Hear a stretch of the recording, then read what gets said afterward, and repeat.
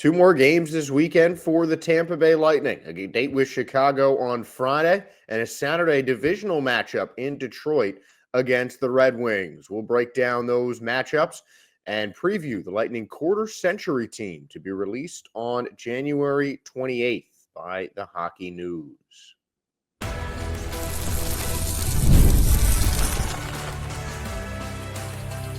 You're Locked On Lightning, your daily podcast on the Tampa Bay Lightning, part of the Locked On Podcast Network, your team every day. Josh Sperber here, thanking all of you for making Locked On Lightning your first listen every day. We're part of the Locked On Podcast Network, your team every day. And if your team is the Tampa Bay Lightning, then this is the show for you. Today's episode is brought to you by Game Time. Download the Game Time app, create an account, and use the code LOCKEDONNHL for $20 off of your first purchase. And before we preview the games today, we will preview the Lightning's quarter century team. Something that we have seen from just about every NHL team coming up. The Hockey News and NHL.com have been celebrating the quarter century teams. They'll be all done by the end of the month, and the Lightnings are going to be on January 23rd. Now, in the last quarter century, the Tampa Bay Lightning have been one of the most successful franchises in the NHL. 3 Stanley Cups, a couple President's Trophies, some Vezina trophies, a Hart Trophy winner. The Lightning have done it all. And they've been one of the best teams in the NHL in the last 25 years. These quarter century teams, just to preface this, they don't go by position. We're going 3 best forwards, 2 best defenders, best goalie for lines 1 and line 2 for the Tampa Bay Lightning over the last quarter century. So, the first line of forwards will not have everyone in their natural position. But the 3 best forwards for the Tampa Bay Lightning, for their line 1 on their quarter century team, we will get started. The first line forwards, so we'll start with Martin St. Louis, who began the season as the team's assist leader, second all-time in points for the Tampa Bay Lightning, a plus 31 in 21 minutes of ice time over 972 career games played for the Tampa Bay Lightning. And Marty St. Louis, I think, has to be the first player on here. A guy who was so key to that Lightning's championship run. In general, just had a great 2004 with the World Cup gold for Canada as well. But Martin St. Louis is one of the greatest in modern NHL history. So I think he is a pretty obvious choice for this Lightning quarter century team. St. Louis played the better part of his long NHL career with the Tampa Bay Lightning, all but around 200 of his career NHL games, playing from 2000 to 2001 to 2013 to 2014. So about 13 of his 15 NHL seasons with the Tampa Bay Lightning. 16 NHL seasons with the Tampa Bay Lightning. And I mean, what can you say about Martin St. Louis? I mean, his greatness seems just so obvious on the ice. I mean, a smaller guy, but still able to do just about everything on the offensive side of the puck. A really easy choice. Finished his career as a Lightning assist leader, up in the top tier of Lightning all-time goal scorers as well. Just a truly great player, key on that 2004 championship team, and an easy choice for that first line on the Lightning quarter century team. Another forward for that one, Steven Stamkos. Pretty self-explanatory as well. While Martin St. Louis finished his Lightning career 3rd all-time in goals and 2nd all-time in points. He was 2nd all-time in points to Steven Stamkos, currently the only 1,000-point scorer in the Tampa Bay Lightning's 100 illustrious history.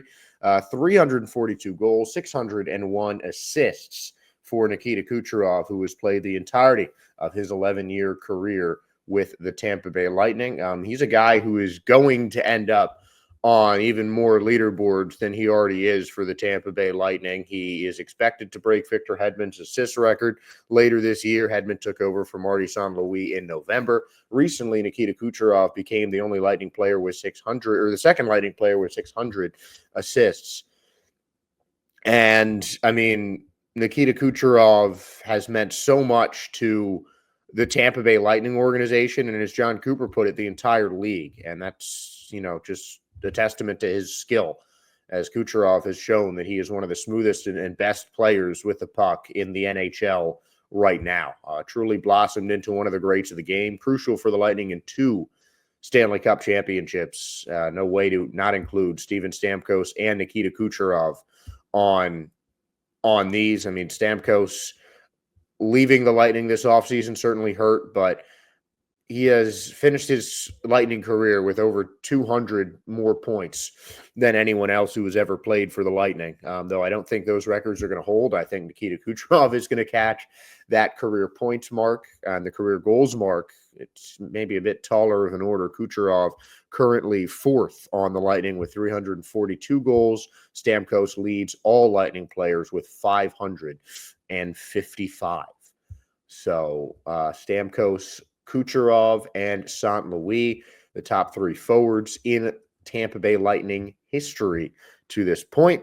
In goal, going to be an easy one, Andrei Vasilevskiy. I think it's been established at multiple junctures this season that there is no better Lightning goalie in team history than Andrei Vasilevskiy. I'd be pretty shocked if anyone but him was on that first line, was that first goalie. And then for the defense, we're going to stick with a more modern defense with Mikhail Sergachev and Victor Hedman, the defensive pair who helped the Lightning to back-to-back Stanley Cup finals, and the two highest scoring defensemen in Tampa Bay Lightning history. Victor Hedman, the easy choice, who no one has played more games in a Lightning uniform than Victor Hedman, the current captain.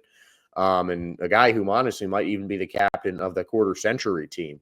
I think Steven Stamkos would still be that captain. He was the captain of most Stanley Cups, but Victor Hedman has played more games for this Lightning club than anybody else. So that certainly has to be recognized. He is the current assist leader as well, though even he admits that Nikita Kucherov is likely to break that record. Highest scoring Lightning defenseman and 5th overall in points for the Bolts. Plus minus of 186, and no one has a better plus minus in Lightning history for the team than Victor Hedman. Second is Nikita Kucherov in that one, but Victor Hedman, an obvious choice. I chose Mikhail Sergachev mainly for the points.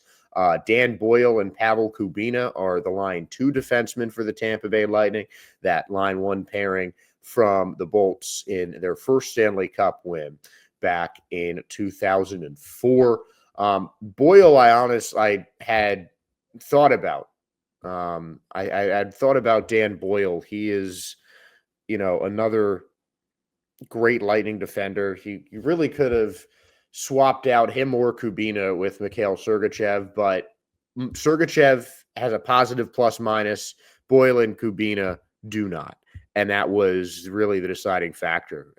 At 100 more games, more points than either Boyle or Kubina.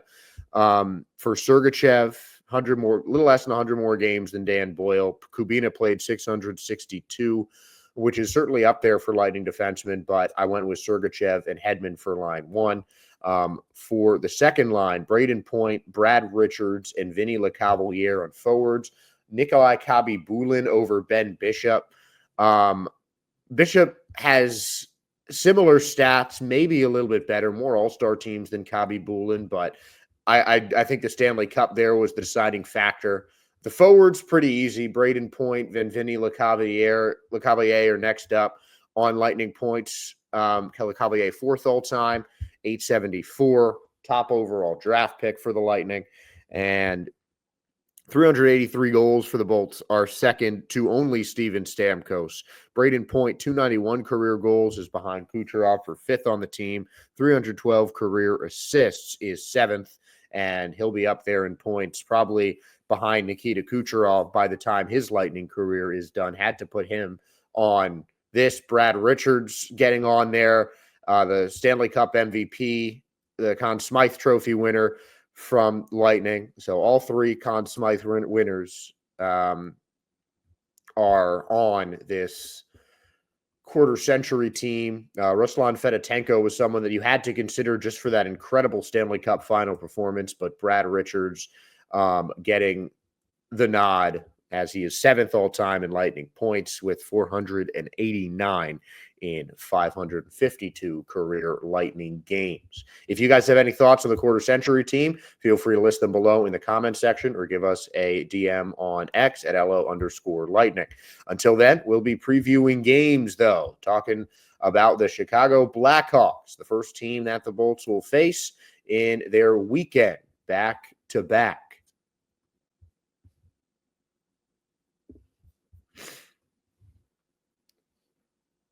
Attending NFL playoff games is an unforgettable experience that brings fans together.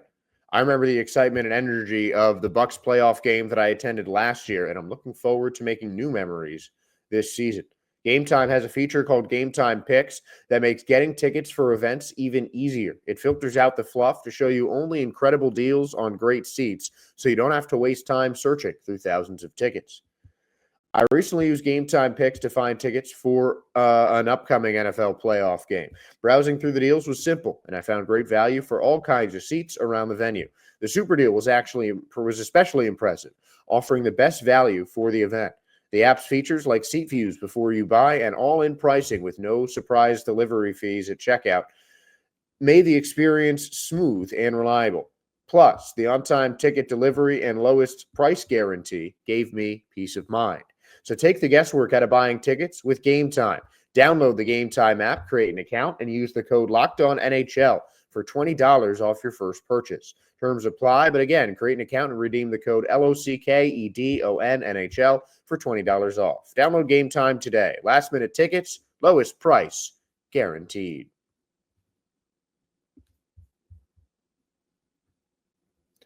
Two games this weekend. The Lightning still on a tough schedule, but they've got a back-to-back starting with the Chicago Blackhawks and Detroit Red Wings for a Midwest swing. The Lightning play two games against the Blackhawks this season.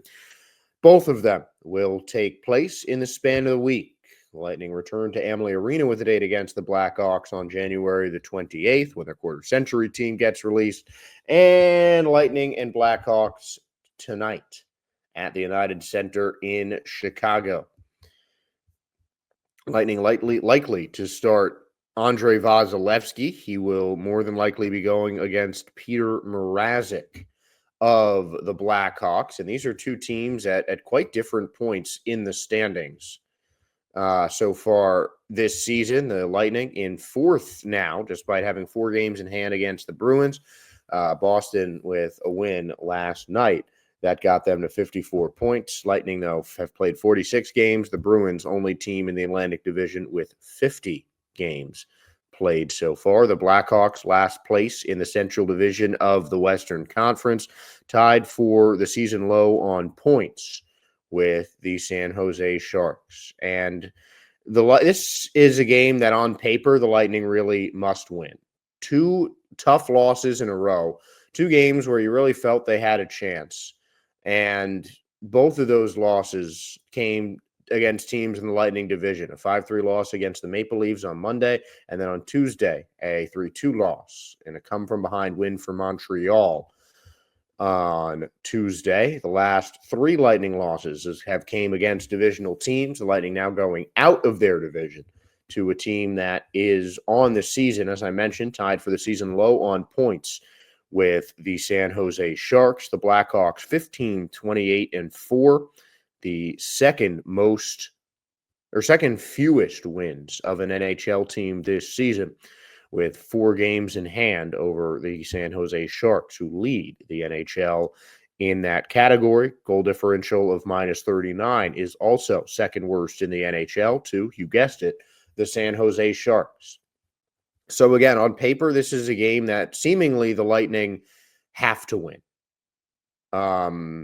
Plain and simple. Two tough divisional losses going against a bottom two team that has won 3 games over their last 10. Though some pretty solid wins: Montreal, Vegas, and Colorado. The Lightning 5-4-1 in their last 10, with the 2 losses spoiling what was a really solid run of play. The Blackhawks are low when it comes to face-offs and goals for. They have the 31st lowest goals for per game average and 29th lowest goals against per game average in the league. Face-offs, they're pretty low as well at 30th. Penalty kill, though, and power play, they're both in the top 10. So that's another key. You got to capitalize on mistakes when the other team gets an extra man opportunity. And I feel like I've said that as the key in just about every Lightning game this season, but it certainly holds true here today. 9th best power play team in the league in the Blackhawks, hosting the 6th best power play team in the league in the Lightning. Penalty kill at 5th and even 83% for the Blackhawks. 81% for the Lightning is 11th in the NHL, but they lead the league in goals for per game. And that Lightning offense is always crucial, with some of the best players, as we talked about in the last segment, in the history of the franchise, suiting up currently for the Tampa Bay Lightning, really in a golden era of Lightning hockey after those Stanley Cup finals a couple years ago. And the offense has been the best part of the team once again, plain and simple. Dominant showings as usual from Nikita Kucherov, Braden Point, Brandon Hagel are both turning into absolute stars in this league. Hagel on pace for a 50-goal season, and Brandon Hagel having a complete breakout year by every sense of the word. Those guys really just need to stay strong for the Tampa Bay Lightning. And Nikita Kucherov, the only Bolt so far, with 70 points. Hagel and Point with 50 points each. And Jake Ensel with 3 points needed to get himself into that 50-point mark. And Brandon Hagel is playing against his former team, a deadline deal from the Blackhawks in 2002. He has enjoyed his best career seasons with the Tampa Bay Lightning, as he finished with 34 goals in 3 seasons with the Blackhawks, as well as 31 assists and a combined plus-minus of -25. He has got into the plus column with the Lightning, and though it's been a while since he's been on the Blackhawks, hoping to get some revenge against his former team, even though they did trade him into what has been the best situation of his NHL career. But I expect the Lightning to win this one pretty handily, plain and simple. For the most part this season, they have beaten teams that they should be beating. The Ducks in Anaheim was certainly a trickier example of that. The Flyers shootout win in Amalie Arena. Obviously, you can look at a couple games where you think, wow, the Lightning really should have won this. I don't think we're going to say that about this Blackhawks team. Lightning have actually had a couple of days off. They're going back to the States, which should at least be something. But, I think this is just a Lightning team that is flat out better than the Blackhawks is, right? The Blackhawks are right now. They're certainly feeling a little bit upset over those losses, wanting to get those back. And now's a good time for redemption against a team that, frankly, the Lightning should be able to beat up on. It depends who we're going to see in goal. I think we're going to see Vasilevsky against the Red Wings. It might be why he was the goaltender in against the Montreal Canadiens, after he usually plays the first game of back-to-backs. I expect Johansson, though, will be in goal tonight against the Blackhawks, and they'll get Vasilevsky for the divisional showdown against the Detroit Red Wings. But this is definitely a game I think the Lightning are going to win. I'm going to go 4-1 in favor of the Lightning on the road. It's been a rough go on the road for the Bolts, 10-12-2 on the road, and their last 2 games they have lost away from Amalie Arena. Good news for the Lightning, though, is they'll get Max Crozier back. Could be some bad news as well, as we don't know if Eric Chernak will be back, with Crozier getting recalled to and from the Syracuse Crunch multiple times already this week.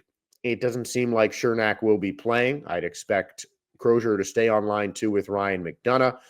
He's been a really solid addition, and so far in his few games with the Tampa Bay Lightning, he has been the most successful of any of the defensive call-ups with a +1. That is the same as Declan Carlisle in his one game with his goal. Crozier in 3 games has a +1 for the Tampa Bay Lightning. He has been the longest tenured call-up from Syracuse in terms of defensemen this season for the Tampa Bay Lightning. And the Lightning will need their defenseman against Chicago and trying to get another win against the Detroit Red Wings the day after. We'll talk about the Saturday showdown against the Red Wings when we return.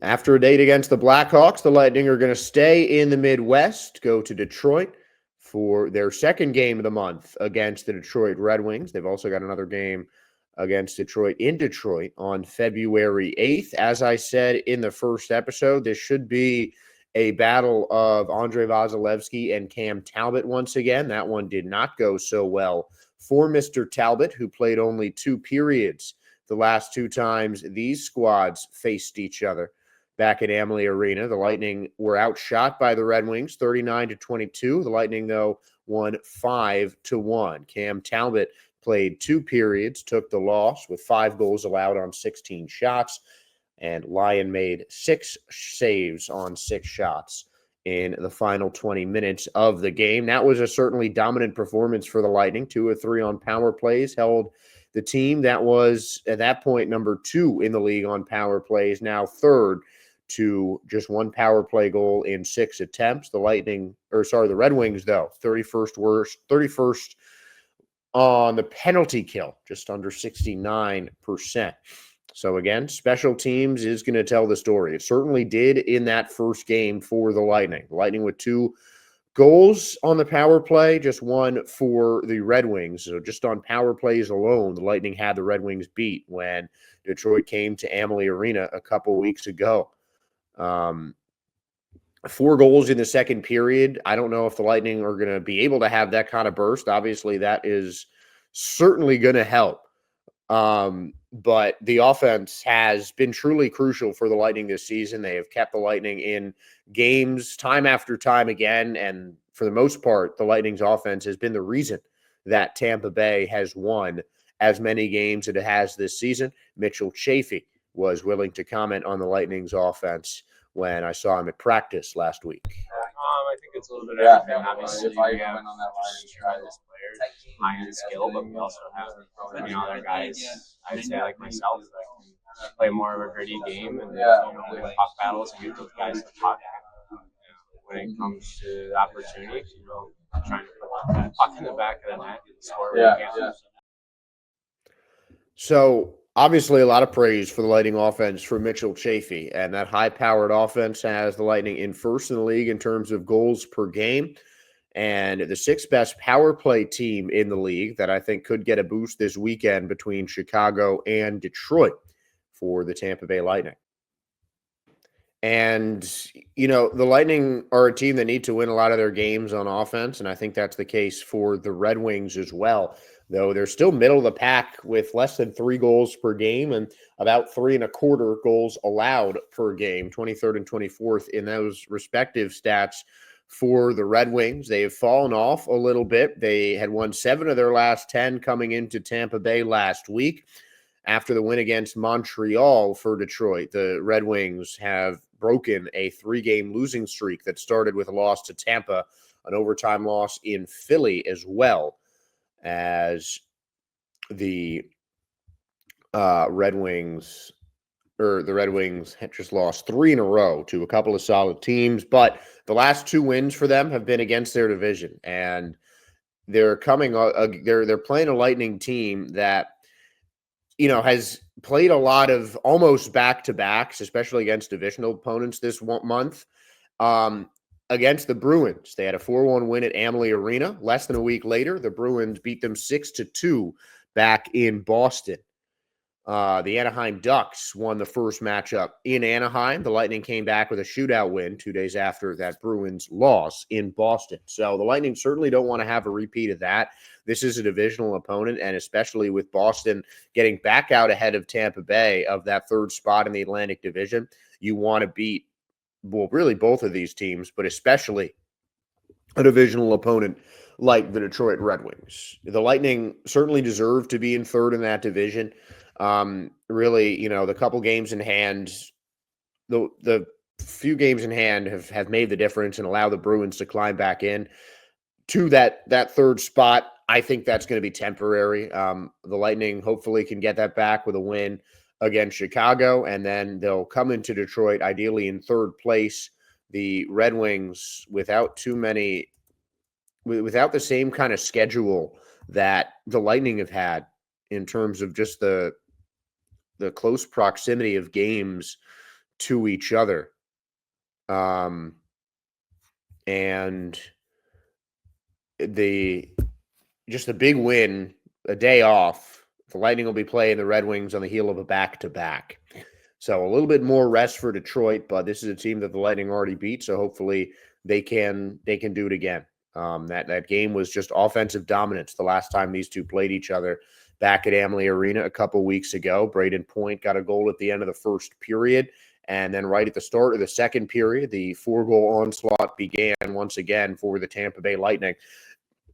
Detroit fit theirs in towards the end of the period, but less than a minute after Lucas Raymond's power play goal, the Lightning answered with a power play goal themselves from Darren Radish, and that also ended up with Nikita Kucherov's 600th career assist. So this is a team that the Lightning already know how to beat, and they beat the Lightning won that game really by just playing their bread and butter kind of game. They started off well. They got a first period goal, took the lead into the second, and just didn't let up. And that has been when the Lightning has been most successful. They can get their early leads, and they can just play from in front. Just gives them a nice little cushion. And I think it really, if you can just play from ahead, it certainly gives them a boost. But the Red Wings are coming off of a memorable and pretty emotional night, 700th career game for the captain, Dylan Larkin, who has 7 points over the last 5 games for these Detroit Red Wings. And the Lightning did a really good job of taking the Red Wings stars out of the game last time they played. Lucas Raymond got the power play goal. Patrick Kane got an assist. No one finished with a positive plus-minus on this Red Wings team. DeBrincat was almost taken out of the game. Dylan Larkin had 5 shots, and that was it. But the Lightning just took the key players for the Lightning out, or for the Red Wings, out of that game when these two teams played each other last week. So I'd like to just see more of that. The Lightning just knowing the right guys to pick up and knowing the guys to key in on. And just, really a similar game defensively. The only thing different is you just want to see the Red Wings shoot fewer shots, because if a team is going to shoot 30-plus shots in back-to-back games, one of those games you'd expect to win. Obviously, the Lightning have unfortunately been living proof that that's not always going to be the case. But it is certainly – you just don't want to see almost 40 shots coming from your opponent. The Red Wings had 39 shots on the Bolts in that 5-1 loss for Detroit at Amalie Arena. And the Lightning have made it a habit of late of getting outshot by their opponents and still winning. And as long as the Lightning win, obviously, that's a good thing. I think this is a back-to-back that they can certainly sweep, but you just can't let the Red Wings get that many shots on you. This is likely going to be Vasilevsky again. Having him see the Red Wings twice is certainly good. He even said the more shots he sees, the better he feels. He prefers seeing a ton of shots to being in a game and only getting 13 or 14 shots on net. So, it's definitely going to be the tougher one of 2 back-to-backs. I'm thinking this is certainly going to be a closer game, but after hopefully a dominant win from the Lightning over the Blackhawks, that one I'm predicting a 3-0, 4-1 game in favor of Tampa. This one I think is going to be a bit closer. I'm going with 2-1, 3-2. also in favor of Tampa. I'm a little biased, though. Hopefully you guys will be too. So please make sure to put your comments down in the comment section below or send us a message on X at LO_lightning. And maybe we'll talk about your picks if they were right on Monday's show. But that's going to be the last show of the week. I want to thank all of you for making Locked On Lightning your first listen today and every day. Now, for your second listen, check out Locked On Fantasy Hockey. Become a fantasy hockey expert and get the edge over your league mates with daily tips from Steal and Flip. Find Locked On Fantasy Hockey on YouTube or wherever you listen to podcasts. And wherever you listen to podcasts, please give us a follow, a like, and a subscribe. We really appreciate your guys' support. We do the show for you, the fans, so we thank you for giving us a reason to do this. Thank you for watching. Have a great weekend, and let's hope the Bolts come back with 2 wins over the course of this weekend on the road. See you next week, everybody.